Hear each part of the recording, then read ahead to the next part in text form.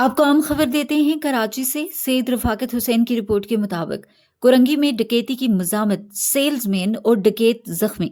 تھانہ کرنگی کی حدود ضیاء کالونی میں دو مسلح ڈاکوؤں نے سیلز مین کو لوٹنے کی کوشش کی، جس پر سیلز مین رضوان نے مزاحمت کی۔ ڈاکوؤں کی طرف سے گولی چلانے پر سیلز مین زخمی ہو گیا۔ غریب نواز چوکی کے اہلکاروں کی بروقت کارروائی کے باعث پولیس اور ڈاکوؤں کے درمیان فائرنگ کا تبادلہ ہوا، جس میں ایک ملزم وزیر کو زخمی حالت میں گرفتار کر لیا گیا۔